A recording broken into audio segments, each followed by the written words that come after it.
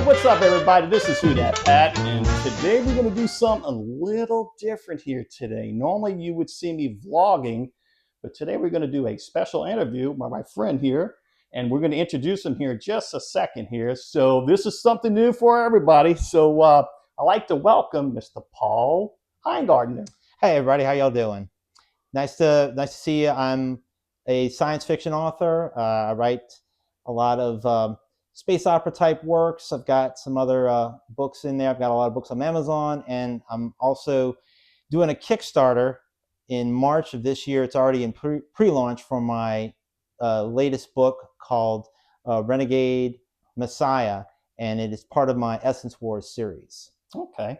How did the actual idea of the book and everything come about, though? How did this all came about to getting into the writing and all that? Well, in general, writing for me has been it's going back a while. I mean, back to school. When I was in grade school, we had a creative writing class. I say class, it was more like a few exercises that were maybe a few weeks or so, and I really enjoyed it. And it was kind of like one of those early seeds of me thinking of writing as being something fun to do. And as years went on, and then I started getting into fan fiction, I'd say probably around 2012, 2011. And if anybody's not familiar, fan fiction is a type of writing where you take an existing story world like Star Wars, Harry Potter, anything you can think of, Star Trek, and so on, and with characters that everybody knows or that people who are familiar with it knows, and you write your own story in that universe. Like, for example, what would you imagine have happened after the end of the last Star Wars movie? Take it continuing on from there and so on. So I got into these different TV shows I was watching and just trying to come up with scenes and everything. And it kind of grew from there. And then it just I started to think, well, if I'm writing these, little short scenes, why don't I just try to write my own, connect a bunch of them into a story and eventually a book. Wow. Okay. I will be honest with you. I don't read much, though. I'll be honest with you on that. Yeah, but my wife is a very strong reader, and she loves to read a lot, and she's more into romance novels and stuff like that. So she will tell me more than anything about a book from the beginning to the end there. Gotcha. So, Paul, you was born and raised in New Orleans. Is that correct there? I am. Yeah. I am born and raised. Went to high school in New Orleans. Went to college over in Thibodeau, Nickel State. And then came back here and pretty much been here ever since, working in several day jobs, I've had over the years. Like for a while, I did a stint in the radio business, different sides of that. And then I gradually got into IT back around 2002 and have been there ever since. Wow. For different companies. Yeah, that's awesome. So know the guys here. This right. Homers. You kind of tell me, like, on when you just getting ready to write a book and you're sitting down at your desk and you're thinking about it on a process, like, how long does it actually take you to come up with the whole idea, and how long from start to finish? Like, how long does it take you? Maybe about a month, a week, or? Well, it's usually several months at least. The last book I just finished the first draft of took me around 8 months, and that's a little on the fast side for me. It can depend on where I'm coming from with the story. Like if it's the beginning, it could be a little bit easier to kind of let my mind run free and just kind of go, just see what comes out. The word vomit, as some of my fellow authors might say. So it can depend on, just like I said, if I'm coming up with a brand new idea or just an existing one. Since this one, it's a created world that I'm kind of sort of wrapping up the whole story at this time. So I kind of knew about several things I needed to tie up. So it gave me a little bit of an easier way to figure out what to write. Okay. Yeah, I can definitely understand, and what's some of your challenges, you would say, as being an author? Like, what's some of your biggest challenge, like, for something like that? Well, it does come up sometimes, writer's block. With writing, there's several schools of thought. Like, you can just write from the seat of your pants. They call it, pantsing, or Right. you're just coming up, whatever comes out of my head onto the page happens. And then there's the planning, which is people who will do outlines and figure out everything ahead of time. And sometimes I get caught between the two of those because I kind of know what I want, but then you don't want it to be so planned out that it's predictable, when people know this end of the story before they finish. I know exactly what he's talking about, because when you're filming, and when we was at Fan Expo, and when we was at the con, I don't plan it as I go, and I know how he feels on that. You just let it come out and just let it go with the flow, and just whatever there, you just capture the moment. And I think it's probably just as much a way for a author, when writing on stuff like that. So, kind of tell us a little bit. You have a website. Yes, the website is paulheingarten.com. You can get all my latest updates there. I'm also on Facebook, Paul Heingarten Author. You can find me on X, Tanis2112, Tanis 2112. That's probably the best ways right now to reach me. I do have an email list as well, which you can sign up for on my website. So I Very nice. I tend to email once a month. I give away chances to win free books, and I do polls, and that's kind of just a fun way to kind of get people, chatting about. And it's nothing too heavy. It's like things like, did you like surprises? Yes or no? That was my last poll question. Yeah. So it's nothing too ominous or heavy. We got enough of that going on. So what kind of new books have you? What was your recent book that you actually had just published or just written there? Well, it's called Apostate Progeny. This is the precursor to the current book, and this is it's a series that's set within this Essence Wars series that I've been writing in for a while. So it's about a guy, Pierce Sava, and he is the son of the ruling body of this particular galaxy. But he's sort of seen as this kind of heir to the throne, but he's got some other ideas, and his dad is trying to get him. His dad is the president. He's trying to get him to, realize his potential and everything. And he's got these kind of growing pains. Like, I don't really feel like, I don't feel like I fit into that. So he wants to try to find his own path. So he kind of sets off on a different road, and, it's kind of parts ways from his father for a while, but he kind of wants to, get his own. He wants to have his own ambitions realized. He doesn't want to fit into what somebody else is telling him he should do. Wow. So man, okay. So do you have like villains inside the? Yes, definitely have some villains. What would the story be without one, right? Yeah, there's one villain that is kind of the overall in this series. His name is Malone Stanton. He's there was a race of beings that is kind of stewarding the survival of the galaxy, and he's like a breakaway from that group, that species. And he's trying, because there's this substance, they call it the essence, where it's basically like the spice, if you will, or just from Dune, where it's this life-giving source. And there's a species that their primary purpose is to basically steward that to the galaxy, make sure that everything functions normally and is in balance. And Malone, his thinking is, and he's got a few others that are agreeing with him, that, well, why are we doing this to help others? Why can't we just use it for our own purposes? If we're so benevolent, if we have all this power, why don't we, use it to our advantage and everything? So he's basically running free, trying to, kind of hijack this to his own end. Wow. So he's really the big baddie. You don't see him in all the scenes, but he's definitely behind a lot of the inner workings, causing trouble. Okay. Well, do you feel that the main character of this book here, do you feel that you could see him in all your, is it in all your books, or is it just in this one? Or he's definitely gonna be a part, because he's in the one that's currently coming out. So he's definitely gonna be there. It's basically it's a trilogy, and there's a male character at the head of each one of them. So that's Pierce Sava. The next book is Zager Trost, and then the final book would be Ket Durbin. So it's 3 male characters, and they're longtime friends. So they're definitely, you're going to see, in fact, this book, you actually get to meet Zager briefly. He shows up, and then he's of course featured prominently in the second one, and but he's still also there in the third as well. They're all, I call it the brology, a trilogy of male characters, Yeah. trilogy of bros. Kind of mentioned earlier that you was in a writers group. Is that correct? Yes, my wife Andrea and I are in the Bayou Writers Club. It's a writers group that meets on the North Shore, Mandeville, Covington area. We meet several times a year, usually once or twice a month, depending on schedules. And it's a really eclectic, fun, packed group of people who are serious about writing. There's all different levels. There's people who are just writing for fun.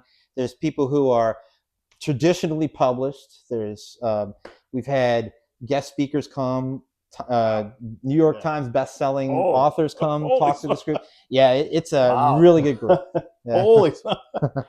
So, and you guys do this like once a month, or what was it? Yeah, once a month, sometimes a little more. Our moderator, Lisa Harrington, fantastic person. She coordinates a lot of this, and it just really depends on schedules. Like we'll sometimes take a little time off in the summer when people are on vacation. Around the holidays, we might get a little less on the frequency just because of everything then. But yeah, we're usually hitting it, and then we'll also have special events like reading events where we have like everybody comes just to read segments of whatever they're working on. In a regular meeting, we'll do that too, but there'll be also presentations on like the craft aspects of writing, the business of writing, marketing, and people can bring in pieces that they want to talk about as far as technique and just and share their work as well. Yeah, talk about marketing. Yes. That right there is like that could go. He knows. Yeah, that's a whole other segment there. Oh my Yeah. goodness, man, that could go into so many directions with that there. Yeah. How do you feel like somebody wants to become an author? How can they get involved in something like this here?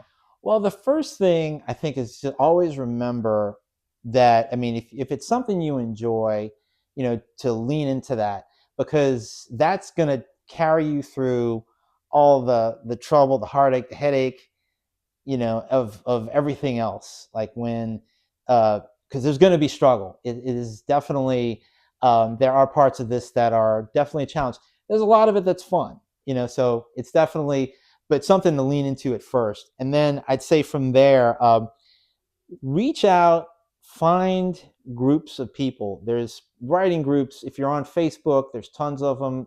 Social media elsewhere, there's tons of writing groups that, I mean, some just meet online, some meet in person. The Bayou Writers Club we found on Meetup, another social network site for groups and things. But just find that group of people, and even if you might be friends of yours that are writers, just find a group or just make one, or just through people you meet online, through email, social media, and kind of get that, because you're going to need that support. And if it's just people who are there going through everything you're going through, and can relate, and so definitely you got to build that around you. That's really the first step of doing it, I would say. Yeah, and always never forget, if you really enjoy it, just remember that enjoyment, because that will also help you when things get tough. Yeah, I can relate to that a little bit also, because when I'm filming, it's kind of like coming up with topics, and you want to be creative, right? Mm-hmm. And it's remembering of what you're trying to say. And trust me, there's plenty of times I have to stop, piece, puzzle, and edit it, and it just, yeah. Oh yeah. He knows everything. It's no different with books. I mean, I tell you, the editing process can get scary sometimes, but Oh, it's a necessary evil. Well, and another thing that I've heard writers say, writing is rewriting. Because I mean, you definitely want to get that book written, that first draft written, but it is not the end game. I mean, you got to go back and rehash. So definitely, editing is key. Yeah, for sure. Okay. Do you have a company that you would like to mention that publishes your book? Well, actually, I've formed my own publishing Nice. thing. Yeah, well, Nice. and Okay. one of the beauties of a lot, like I said earlier, a lot of things I have are on Amazon. One of the things you can do as an indie writer these days is you can basically have your own. So I started a DBA, for I call it Decatur Media, and it's basically me. And I actually have a website, decaturmedia.com, but it's basically just a name that I can put on these books that I've published. So, with the advent of indie publishing, they've made it very easy for anybody to put a book out there.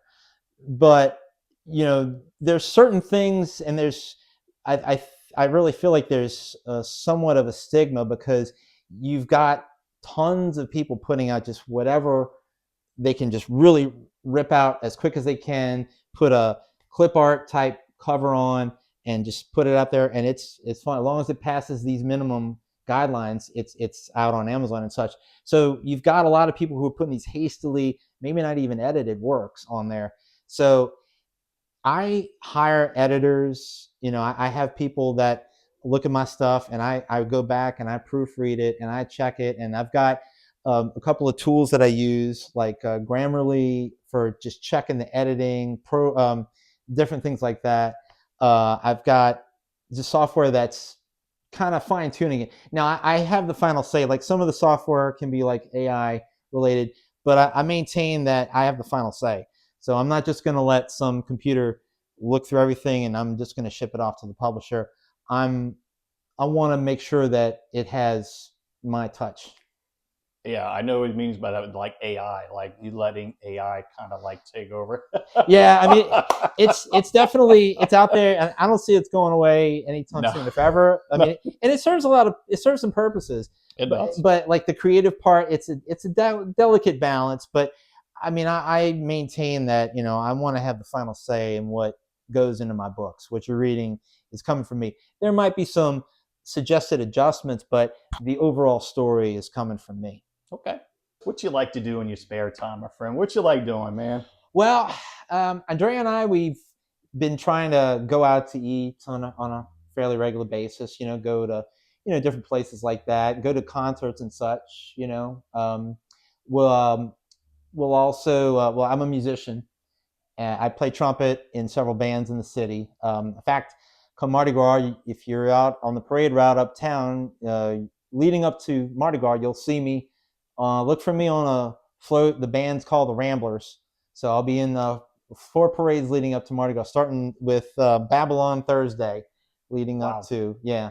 Speaking of Mardi Gras, that the parades already started. I was there last night in the French Quarter, but every weekend from here on out, all the way into, oh gosh, the 17th, February 17th is Mardi Gras. So that right there, it's like there's nonstop. And I think they start February the 6th, and it's every night all the way until February 17th for Mardi Gras. So, Oh, good. Yeah, I remember years. It's been like that for a while, and then there was like a little bit of a dip where some of the crews were stopped. But I'm glad it's back to that. I didn't know how long it's. I remember it used to be like about a 2 week stretch. I'm glad it's back to that again. yeah, it is. So a lot of people thinking that Mardi Gras, well, Mardi Gras Day is that one day, Yeah, but it go from there. But again, that is a whole different subject again. totally. You have some new books that are coming out here soon. You have some new titles, or Yes. In okay, fact, I mentioned Apostate Progeny. The current book that is coming out on Kickstarter is called Renegade Messiah.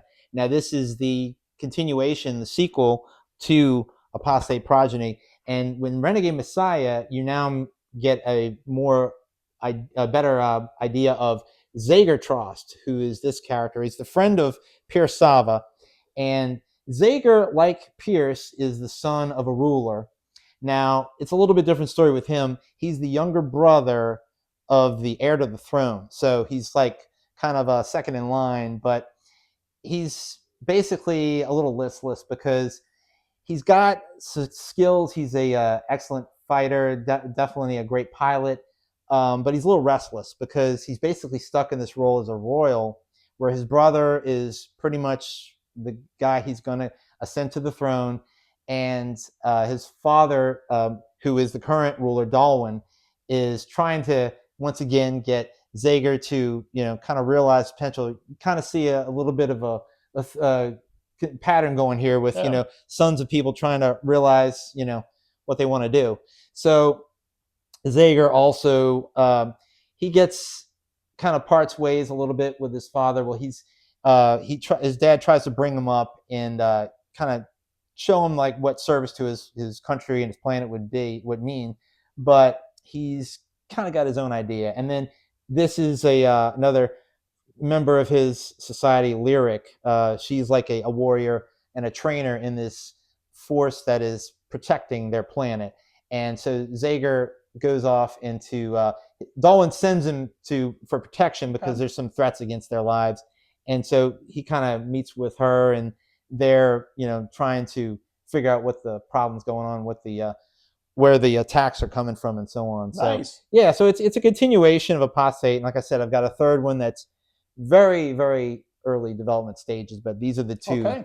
And these are both going to be on that Kickstarter as well. So you can get the story. You don't get one, you get both of them with the Kickstarter. So okay. Yep. Well, Paul, thank you so much for allowing me to come in here and do a quick interview with you. Yeah. This has been a blast, man. Thanks so much. Yeah, this is kind of like my first time doing something like this. Of course, when I go to like other places and cons, I always kind of ask people questions. But here, face to face, man, we're just doing this one-on-one, man. This is awesome, though. There you go. Well, everybody, we appreciate y'all watching. Mr. Paul Heingarten here. You can look at his link. Make sure I will have it drop down in the description. And okay. Well, thanks for watching, everyone. Thank you. Thank you. All right, take care. All right, man. Thank you. Thanks.